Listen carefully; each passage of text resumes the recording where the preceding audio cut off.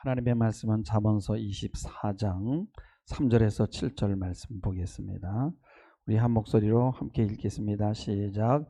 집은 지혜로 말미암아 건축되고 명철로 말미암아 견고하게 되며 또 방들은 지식으로 말미암아 각종 귀하고 아름다운 보배로 채우게 되느니라. 지혜 있는 자는 강하고 지식 있는 자는 힘을 더하나니 너는 전략으로 싸우라. 승리는 지략이 많음에 있느니라.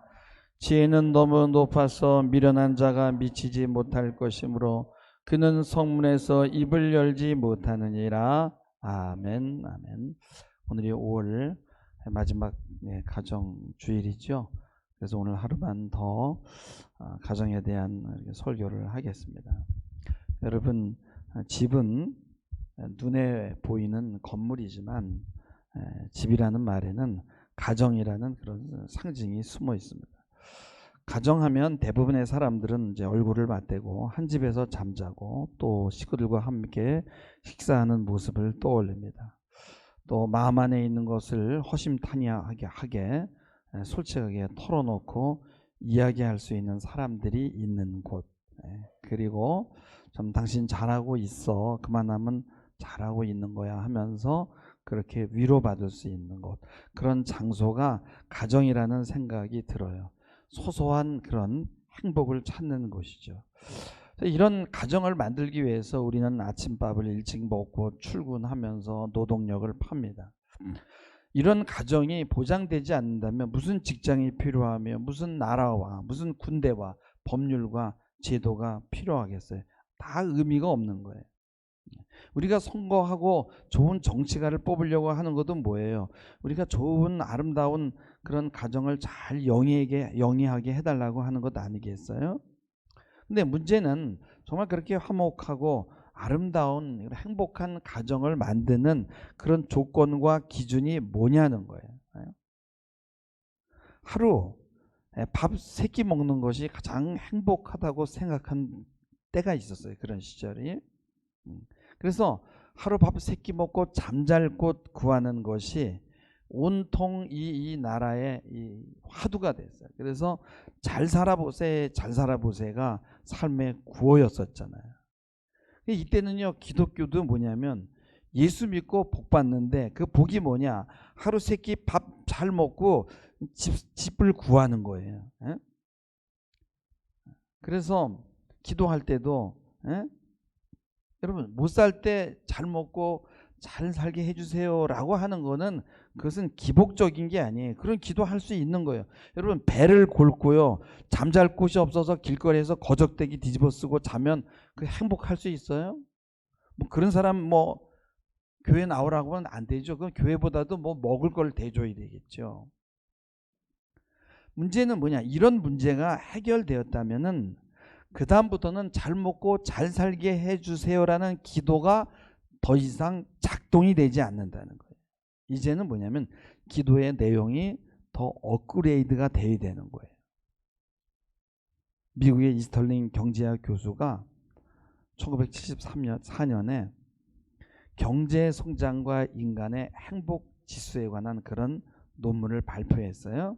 그래서 여러 나라의 그 임상 사례를 이제 분석해 보니까 기본적인 그 의식주의 문제가 해결될 때까지는 정말 돈이 필요하고 돈이 바로 행복을 결정하더라 이거예요. 근데 그것이 어느 정도 해결이 되고 나면은 그 돈이 행복을 높이는 게 아니라 그 돈 때문에 오히려 더 불행해질 수 있다라는 연구를 내놓은 거예요. 이것을 이스털링 역설이라고 합니다.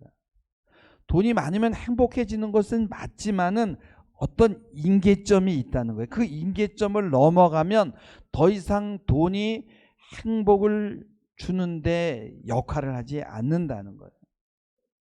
분명히 돈이 행복의 조건이 되는 시절이 있었어요. 근데 우리는 그 강을 건넜어요. 어떤 분은 그래요. 목사님, 저 아직도 먹는 게 걱정이 되는데. 여러분요, 그냥 배 공고 있으면 동사무소에서 와요. 제가 전화해 줄게요. 떼거리 다 줍니다. 응? 그런데도 아직 온 나라가 그 시절을 생각하고 돈 하는 거예요. 여러분, 장례식에 가면요, 우리가 향을 피웁니다. 과거에는요, 장례를 집에서 치르게 되는데 멀리서 친족들이 올 때 뭐 어떡합니까? 다 뭐 말 타고 오거나 뭐 걸어서 오거나 그러잖아요. 그러면은 이 시신이 집에서 이게 부패가 돼서 냄새가 나거든요.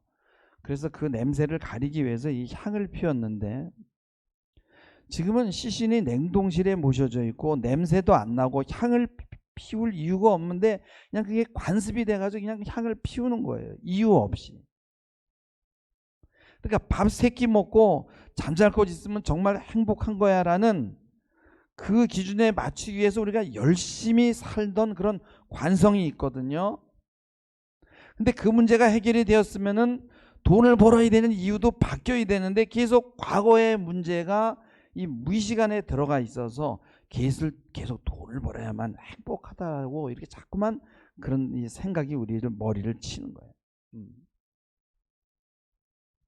그게 무의식에 박혀 있어서 계속 나가서 일만 하는 거예요. 그리고 행복할 줄을 모르는 거예요. 그리고 자꾸만 행복하지 않다는 거예요. 자기는 행복의 조건이 왜냐하면 더 멀리 있으니까. 근데 디모데전서 6장 9절에 10절에 9장 10절에 보면은 부하려 하는 자들은 시험과 올무와 여러 가지 어리석고 해로운 욕심에 떨어져서 그 사람으로 파멸과 멸망에 빠지게 한다는 거예요. 또 10절에 보면 돈을 사랑함이 일만 악의 뿌리가 된다는 거예요. 그래서 이것을 탐하는 자들은 미혹을 받아 제일 먼저 하는 게 믿음에서 떠난다는 거예요. 그 다음엔 근심이 자기를 찌른다는 거예요. 우리나라에 지금 이 한국의 교회도 지금 이런 상황에 처해 있어요. 아니야. 사람이 어떻게 밥 3끼 먹는 거로 만족해? 하면서 이런저런 조건들을 들먹여요. 네? 편리함을 찾지요. 근데 이 편의만 가지고 만족이 되나요? 디자인이 중요해요. 더 좋은 것, 더 딜럭시블한 것. 여러분, 의식주 문제로 살던 시대는요, 남이 나를 어떻게 보느냐 같은 거는 뭐 그렇게 문제가 되지 않았어요. 그러니까 애들 다 보면요, 코가 여기까지 맨날 줄줄줄 흘리고 다니고요, 이렇게 다 닦고 다녔어요, 어렸을 때. 뭐 그래도 부모들이 창피한지 몰랐어요. 근데 지금은 점점 기준이 높아져가지고 우리 아이들 깔끔해야 되고 좋은 가방, 좋은 신발, 좋은 옷을 입어야 되는 거예요. 그래서 자꾸만 행복이 자꾸 저만치 도망을 가는 거예요. 그 행복을 쫓아가다가요, 날이 어두워졌는데 길을 못 찾는 거예요. 그래가지고 길을 잃고 굴 속에 있는 거예요, 지금. 그래서 굴 속에서도 계속 돈 하는 거예요. 그리고 행복한 가정을 찾지를 않는 거예요. 그리로 돌아가려고 하질 않아요. 여러분, 문명은 절대 우리에게 행복을 주지 않습니다. 문명은 계속 행복의 조건을 높이기만 해요. 여러분요, 우리가 정말 이 편리한 이 문명의 편리를 찾다가 어떻게 됐어요? 시 공간을 엄청나게 압축시켰잖아요. 뭐 그냥 외국에 있는 사람들도 그냥 바로 즉석 통화가 됐잖아요. 예? 자동차가 개발이 돼서요, 여러분, 거리를 엄청 좁혔어요. 그래서 다니엘서 12장 4절에 보면요, 예? 마지막 때에 많은 사람들이 빨리 왕래하며 지식이 더한다 그랬어요. 그래서 인간의 활동과 흐름이 엄청 빨라졌어요. 과거에 하루 걸리던 거리가, 제가 옛날에 원주에서 이천 호범면을 오는데 하루가 걸렸어요. 근데 40분이면 그 거리를 갑니다. 그래서 이 인적 교류와 물류의 물류센터가 생겨가지고 차들이 옮겨 다니는 이게 증가하게 되니까 위험의 규모가 커지고 쓰레기가 많아지게 되고, 이 위험의 규모는 이제는 세계적이 된 거예요. 그래서 막 핵위험, 테러위험, 지구온난화, 컴퓨터 바이러스, 인간 복제, 강과 바다의 오염, 오존층 파괴, 이런 가운데서 우리는 계속 행복의 기준을 높이는 거예요. 여러분들 가정을 한번 잘 생각해 보세요. 굉장히 원시적이에요. 여러분, 엄마가 임신하고 아기 낳고 젖 먹이고 기저귀 갈고 하는 게 동물하고 똑같잖아요. 원시적이잖아요. 아무리 문명이 발달해도요, 출산은요, 동물적인 것을 넘어가지 못합니다. 그래서 그 헉슬리라는 사람이 멋진 신세계에서 출산도 이 원시적이 아니라 문명으로 할 수 있다. 그래서 시험관에서 아기를 낳는 거예요. 그게 어떻게 돼요? 지옥이 펼쳐지는 거죠. 그러니까 멋진 신세계가 아니라 멋진 지옥인 거예요. 우리는 자녀를 키울 때도요, 여러분 원시적으로 키워요. 쭉쭉 빨고요. 에? 그 원시성 안에 행복이 있는데 이거를 문명으로 바꾸면서 우리는 불행의 늪에 빠져버린 거예요. 우리는 더 우월한 계급에 속할 수 있는 방법이 뭐냐? 소비해서 찾는 거예요. 내가 너보다 돈을 더 많이 써. 내가 더 이런 최신 이런 멋진 디자인을 소유하고 있어. 이 사람들이 돈을 벌도록 이 문명은 밖으로 내몰아요. 집에 머물러 있지 못하게 하고 바쁘게 만들고 그리고 에너지를 다 거기다 쏟아붓게 만드는 거예요. 그러니까 여러분요, 하늘을 봐야 별을 따잖아요. 바빠가지고 하늘을 볼 시간이 없어요. 하늘을 봐야 별을 따지. 예? 같이 잠을 자야 애도 낳잖아요. 뭐 이 기운이 없어요. 오늘 말씀 잠언 24장 3절에 보면은 집은 지혜로 말미암아 건축되고 명철로 말미암아 견고하게 된다 그랬어요. 여러분 집을 세울 때 가장 중요한 건 먼저 터를 잘 잡아야 되는 거예요. 근데 그 터가 모래 위가 되면 안 되는 거예요. 에? 터는 예수 그리스도가 돼야 되는 거예요. 모래는 뭐냐? 놀이터예요. 집터가 아닙니다. 그런데 모래 위에 집을 짓는 거예요. 예수 그리스도의 터 위에 가정을 세우시기를 주님의 이름으로 부탁을 드립니다. 가정이 견고하게 세워지지 못한 이유는 그 가정을 세운 분이 누구인지를 알지를 못하고 그 가정을 세운 분이 이렇게 살아라고 매뉴얼을 줬는데 그 매뉴얼을 던져버리는 거예요. 여러분요, 예수 그리스도의 터 위에 집을 살아면요, 행복의 임계점 앞에 딱 가가지고요 과감하게 돌아서는 거예요. 내가 먹고 살면 됐지. 응? 그러면서 거기서 돌아서는 거예요. 그리고 그 기준을 높이는 일에 속지 않습니다. 그리고 자신을 괴롭히는 일에서 벗어납니다. 이게 바로 신앙이에요. 사단은 문명의 옷을 입고 와서 속삭이는 거예요. 야, 그 정도에서 행복하다고 이야기하면 어떡하냐? 너 그 정도에서 감사하다고 하면 어떡하냐? 너 기준을 좀 더 높여. 너 네 옆집 아파트 호수를 봐봐. 그 집이 자동차 못 타지? 응? 행복의 조건이 해결됐는데도 불행하다고 생각하게 만드는 거예요. 근데 여러분요, 이 가정에서 늘 우리 이 아이들에게 강조하는 게 뭐예요? 너 이거 가지고는 안 돼. 너 세상은 만만치 않아. 너 더 뛰어야 돼. 네가 먼저 빨리 달려가서 좋은 곳을 선점해야 해. 그러면 뭐예요? 애를 안 낳아가지고요, 요직의 자리들이 텅텅 비고요, 앞으로 아파트도 텅텅 빌 참인데, 그러니까 지금은 뭐하냐? 거기 가서 그냥 집 주면 텅텅 빈 곳에서 내가 편안하게 잘 살 수 있는 연습만 하면 되는 거예요. 걱정하지 말고. 할렐루야. 믿음이 없으니까 불안해서 맡기지 못하고, 그리고 자녀를 착취하는 거예요. 더 뛰어. 그 대한민국이라는 나라가 얼마나 웃기냐면요, 내가 물어봤어요. 외국에 사는 사람들. 외국엔 절대 그런 게 없대. 이 청소년들이고 뭐고 가서 돈 꿀라고 하면요, 서리자만 뭐 몇백 뛰면 돈 얼마든지 꿔. 이런 나라가 없어요. 그래가지고 막 아이들이 자살하는 거예요. 나중에 막 그 이자가 말이죠, 뭐 1, 20%가 아니에요. 막 몇십 프로씩 돼가지고 200만 원 껐는데 한 2년인가 됐는데 3천만 원이 된 거예요. 근데 조카가 그랬어요. 그래서 일용할 양식을 주시면은 이제 외적 행복의 조건은 끝난 거예요. 이미 끝나버렸어요. 여러분, 외적인 것에 여러분 행복 찾으려고 해봐야 다 그건 허당이에요. 이제 인생의 목표가 바뀌어야 됩니다. 만약에 거기서 돌아서지 않으면 여러분 이제부터 불행이 시작되는 거예요. 여러분, 우리가 못 먹고 못 살 때 모든 사람들이 나와서 교회에서 기도했잖아요. 하나님, 잘 먹고 잘 살게 해주세요. 쌀밥에 고깃국 먹게 해주세요. 그것 때문에 또 교회도 나갔고, 제 초등학교 한 1, 2학년 때 저희 반에 부잣집 아이가 있었는데 그때는 제과점을 하면은 부자더라고요.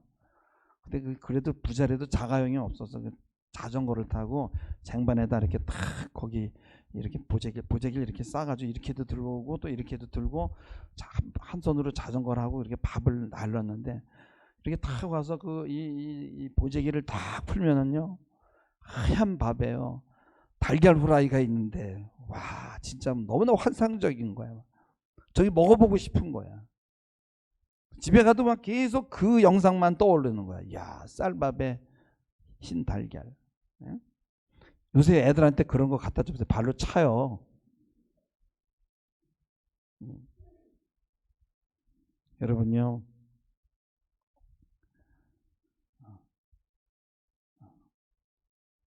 어쩌다가 여러분요. 짜장면 한 그릇만 먹어도 얼마나 행복했었어요 그때. 예? 지금 우리가 얼마나 잘 먹고 잘 삽니까? 근데 행복을 느끼나요? 우리는요 타인이 만들어 놓은 그 행복의 기준을 무의식적으로 받아들이는 거예요. 문제는 오늘날 이 교회도 자꾸만 거기에 넘어가는 거예요. 넘어가. 성경에서 말하는 행복한 가정은 뭐냐? 지혜로 건축이 돼야 돼요. 지혜로. 그리고 명철로 견고하게 해야 되는데 지혜는 뭐냐? 잠언 9장 10절에 보면은 여호와를 경외하는 것이 지혜의 근본이라 그랬어요. 그리고 거룩한 자를 아는 것이 명철이라 그랬어요. 그래서 하나님을 경외하는 지혜와 그 하나님을 더 깊이 알아가는 그런 명철, 그걸로 집을 세우는 거예요. 여러분이 아는 것도요, 여러분이요, 여러분이 우리 사모를 아는 거하고 내가 우리 사모하고 같이 살면서 아는 거하고 수준이 다르잖아요. 하나님 아는 것도 수준이 있어요. 하나님을 여러분 깊게 하시기 바랍니다. 또 24장 4절에 보면은 잠언 24장 4절에 보면은 방들은 지식으로 말미암아 각종 귀하고 아름다운 보배로 채운다 그랬어요. 여기서 이 지식은요 뭐 어느 정도 좀 이성적인 거예요. 세상적인 지식도 관계가 돼요. 성경적인 지식도 마찬가지지만은 세상적인 지식도 필요하지요. 근데 이 지식은 뭐냐면은 하나님을 아는 사람에게 필요한 것이지 하나님도 모르는데 지식을 주면요 그 사람은 하나님을 대적하는 데 사용하는 거예요. 그래서 하나님의 없는 사람에게 공부시키는 것은 저주예요. 하나님을 두려워하는 경외하는 지혜가 없는데 공부하면요 위험하기 그지없어요. 세상 학문은 하나님을 경외하는 그 지혜 위에다가 더해지는 거예요. 그냥 학문하면 교만해서 패망의 선봉에 서게 되는 거예요. 잠언 9장 9절에 보면은 지혜 있는 자에게 교훈을 더하라 그랬어요. 그가 더욱 지혜로워진다는 거예요. 그리고 의로운 사람을 가르치라. 그가 학식이 더한다는 거예요. 그러니까 학식이나 지식은 하나님을 아는 사람에게 필요한 거예요. 그럼 지혜가 뭐냐? 하나님을 경외하는 게 뭐예요? 겸손이에요. 그래서 겸손한 사람은 지식을 더하면 자꾸만 더 겸손해져요. 내가 모르는 게 많구나. 근데 하나님을 모르는 교만한 사람에게 지식을 더해주면요 점점 교만해지는 거예요. 그러면 여러분요 지혜와 명철로 이제 집을 지은 사람은 어떻게 합니까? 이제 살림살이를 드러나야 되잖아요. 근데 그 살림살이가 이제 지식이에요. 그게 오늘 말씀해 보면 귀하고 아름다운 보배라 그랬거든요. 그러니까 여러분요 이렇게 지혜와 명철로 집을 잘 졌어요, 여러분들. 그러면요 거기 쓰레기 가져가면 안 돼. 거기 쓰레기. 그러니까 아무거나 막 듣고 뭐 SNS 보고 이래가지고 거기다 막 쓰레기를 채우면 안 돼요. 여러분이 성전이거든요. 쓰레기를 채우면 안 되고 세상 여러분 공부하라 그러지 않을 테니까 여러분들 되게 힘들어하더라고. 제가 자꾸 세상 지식도 필요하다고 얘기하니까 힘들어하니까 내가 그거는 양보할게요. 그 대신에 거기다 쓰레기는 가져 들어가지 말고 성경 열심히 읽으시기 바랍니다. 성경 지식이라도 집어넣으세요. 그걸 적절하게 잘 배치하는 거예요.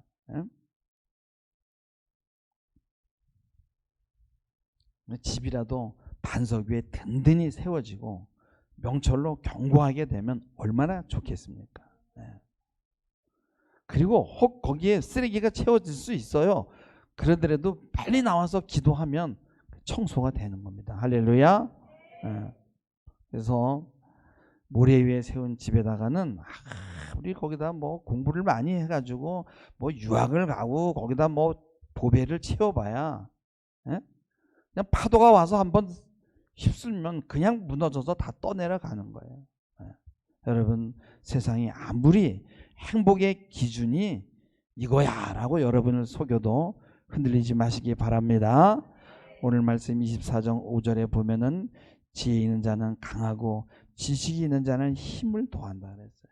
이 내면에요, 하나님의 지혜로 꽉 차 있으면요, 세상에 나가서 어떻게 굴러 먹어도 흔들림이 없어요. 예? 절대 속지 않습니다. 콤플렉스를 느낄 이유도 없고 자존감의 상처를 받을 일도 없어요. 왜냐하면, 예? 나는 하나님의 것이니까, 하나님이 함께하는 자이니까, 난 특별한 자이니까, 나는 별종이니까. 예? 여러분, 요셉이 노예로 팔려갔어요. 감옥에 가도 강했고, 예? 또 뭐 누명을 써도 그래도 그는 흔들리지 않았어요. 하나님이 무슨 일을 하려고 하시지 하면서 계속 기대하고 기다리고 흥분했어요. 26절에 보면 너는 전략으로 싸우라. 승리는 지략이 많음에 있느니라. 이렇게 말씀해요. 제가 요즘에 넷플릭스에서 삼국지를 봅니다. 삼국지가 95편이에요. 40분씩. 야, 이걸 보고서는 내가 이 95편을 다 볼 수 있을까 했는데 1편을 딱 봤는데 빠져들어가는데, 다른 뭐 한류 좋아요. 한류 저 압니다. 참 뭐 그냥 세계적으로 유명하다는 거 아는데, 한류 안 돼. 그냥 삼국지는요, 워낙 스토리가 탄탄해. 그래서 다른 드라마를 보게 되질 않아. 그리고 이제 다 봐가는데 이거 다 보면 어떻게 하지? 아까워서 조금씩 봐, 조금씩. 그 정도로 잘 됐어요. 여러분요, 삼국지 보세요. 삼국지 보면요, 텔레비 안 봐요. 연속극 시시해서. 근데 거기 내용이 뭐냐면은, 사람이 그 승리라는 게 뭐냐면은 그 이 군인의 숫자가 아니라는 거예요. 사람의 수나 무기가 아니라는 거예요. 전략과 지략이라는 거예요. 그래서 조조가 적벽 대전에서 100만 대군을 잃어버리고요, 그 똑똑한 유비도요, 교만해지고 제갈공명 말을 안 들어가지고 70만 명이요, 여러분, 일흥 전투에서 패배하는 겁니다. 군사가 많고 막 먹을 게 많고 그러면요, 말을 듣지 않아요. 교만해져가지고. 근데 전쟁은 뭐냐? 전략과 지략으로 한다는 거예요. 예? 이 전략과 지략에서 깨지면 지는 겁니다. 여러분, 가정도 뭐예요? 전략과 지략이 바로 기본이에요. 그게 뭐예요? 겸손입니다. 힘이 넘쳐 막 힘을 자랑하는 이 관우나 장비는 나중에 얼마나 교만해지는지 몰라. 그래서 다 자기가 자기를 죽여. 근데 힘이 없는 사람들은 항상 겸손하게 되니까 사람들의 말을 듣고, 그러다 보니까 전략과 지략이 오게 되는 거예요. 여러분, 가정에 대한 전략과 지략은 우리 주님이 가지고 계시는 거예요. 하나님이 태초에 계획하신 것이 가정이거든요. 그리고 가정을 세우는 방법은 주님이 가장 잘 아십니다. 세상에서는 뭐 여러 가지 그 텔레비도 나오잖아요. 이게 바로 이상적인 가정이야 라고 하죠. 여러분, 속지 마시기 바랍니다. 결혼하면요, 무조건요, 정서적인 폭풍이 일어나기 시작해요. 어떤 가정도 마찬가지예요. 남자가 여자가 서로 다른 배경에서 자랐어요.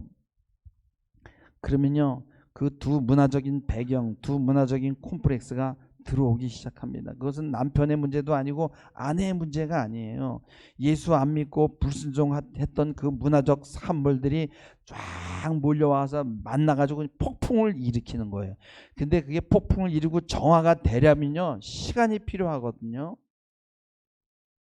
그래서 폭풍이 일어나면 하나님이 지금 뭔가 일하시는구나 하면서 그걸 잘 견뎌야 되거든요.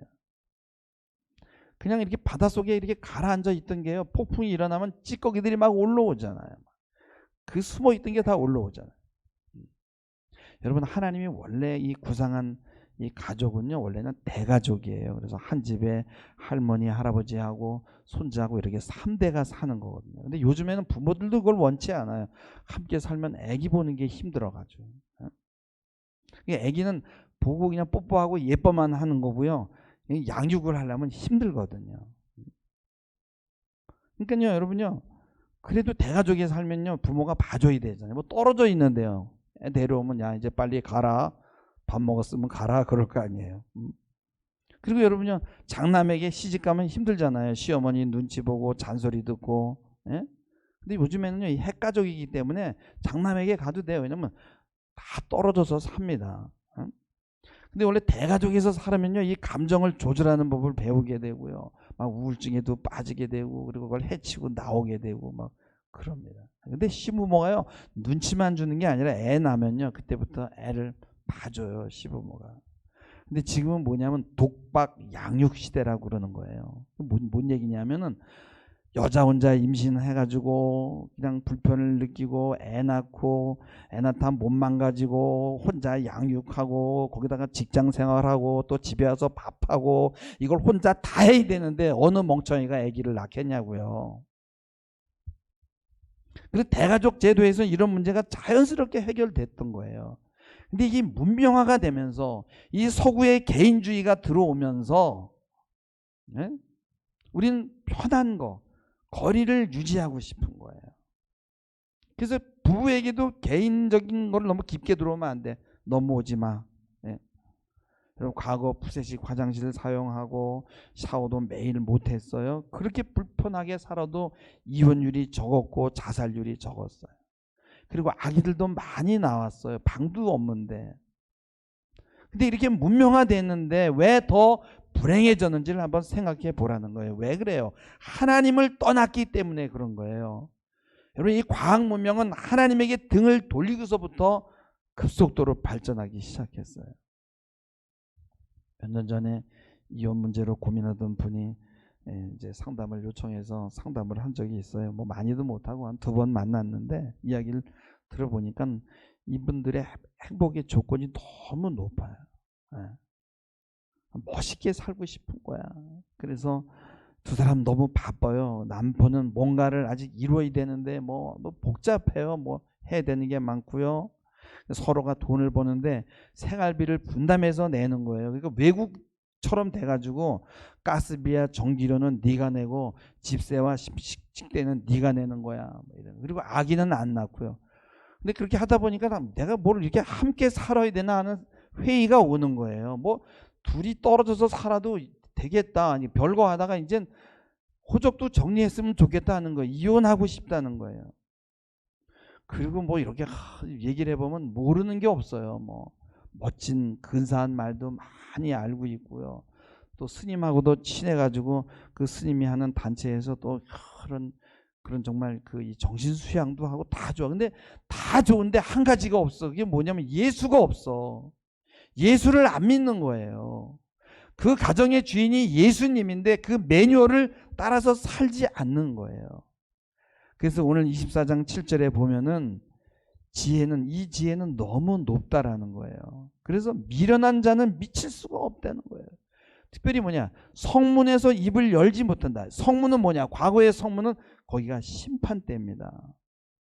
시편 127편 4절 3절에도 보면 젊은 사자의 자식은 장사의 수중에 화살이라 그랬어요. 이것이 화살통에 가득한 자가 복되도다. 그는 성문에서 원수와 담판할 때 수치를 당하지 아니하리로다. 하나님의 명령이 뭡니까? 생육하고 번성하라는 것이 하나님의 말씀이었잖아요. 하나님의 말씀을 버리고 그리고 세상이 넣어준 거기에다가 행복의 기준을 맞추고 그렇게 사는데 한번 생각해 보세요. 나 혼자 왜 애 낳고 키우고 독박 써야 돼? 그리고 평등을 외칩니다. 이런 사람은 성문에서 할 말을 잃게 된다는 거예요. 사단은 문명을 통해서 행복의 기준을 계속 높여왔어요. 그렇지만 이 하나님이 우리에게 가르쳐준 지혜는요 너무 높아. 그래서 미치기가 어렵습니다. 성경과 말씀은 삶의 기초입니다. 여기에다 집을 올리시길 바랍니다. 집을 잘 지어야 돼요. 그 집이 바로 지혜와 명철로 세우고 지식으로 채우는 그런 집인 거예요. 가정이 깨지는 예를 보면요, 그들이 절대 사랑과 희생이 부족하지 않아 오히려 넘쳐요. 잘해보겠다는 열정들이 있습니다. 근데 그 가정에 호주가 단지 우리 주님이 아니라는 거예요. 그래서 문제가 되는 거예요.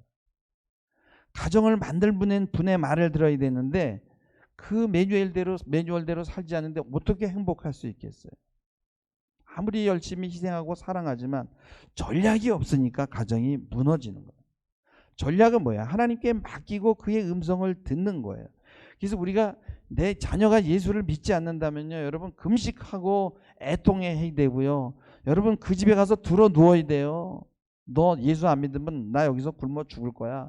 너 교회 안 나가면 나 여기서 그냥 단식하고 투쟁할 거야. 이렇게라도 해서 자녀들을 교회에 내보내야 되는 거예요. 왜냐면 기초를 지금 모래 위에다가 지금 집을 짓고 있어요. 자녀가. 불을 보듯 뻔하거든요. 그게 무너질 게. 지금 단추구멍을 잘못 끼웠다고요. 그럼 빨리 풀고 다시 끼워야 되는 거예요. 그래도 가정은 혈연으로 세팅이 됐으니까 그냥 안전하겠지. 여러분 그렇게 생각하지 마세요. 사단은요 그걸 삐집고 들어와서 그 가정을 무너뜨린다고요. 예수가 없으면. 핑계대면 안 돼요. 배우자를 잘못 만나서, 돈이 없어서, 성품 때문에, 뭐 사랑이 싫어 때문에, 그 다 핑계예요. 예수 그리스도라는 터 위에다가 집을 세우지 않아서 그런 거예요. 지혜와 명철로 집을 세우지 않은 겁니다. 오늘 5절 말씀 보면 지혜 있는 자는 강하고 지식이 있는 자는 힘을 더한다 그랬어요. 여기서 강하다는 건 뭐예요? 세상 가치관에 흔들리지 않는 거예요. 꿋꿋한 거예요. 그게 든든한 거예요. 그러니까 우울증에 걸릴 수가 없어요. 특별한 종자라는 걸 자기가 아니까. 여러분 우리는 이제 이 문명의 힘을 거스를 수는 없어요. 이미 대세입니다. 근데 여러분 이 교회만이라도 이 문명의 힘에서 벗어나야 돼요. 그래서 이 교회는요 이 가족의 전통이 살아있는 곳이에요. 교회가 너무 문명화되면 안 돼요. 거리가 좀 없어야 됩니다. 서로 안아주고 키워주고 그리고 함께 키워나가고 전통을 유지하는 것이 교회입니다. 여러분이 교회에 숨어있는 비밀을 잘 깨닫고 이 거대한 문명의 힘을 신앙으로 이겨내시기를 주님의 이름으로 부탁을 드립니다. 기도하시겠습니다. 여호와께서 집을 세우지 아니하시면 세우는 자의 수고가 헛되며 여호와께서 성을 지키지 아니하시면 파수꾼의 깨어있음이 헛되도다라고 말씀하였습니다. 행복의 기준을 높이는 모든 계략을 간파하게 하시고 예수 잘 믿고 예수 그리스도의 터 위에 우리의 가정을 세우는 지혜로운 자 되도록 축복하여 주시옵소서. 감사하며 예수님의 이름으로 기도하옵나이다. 아멘.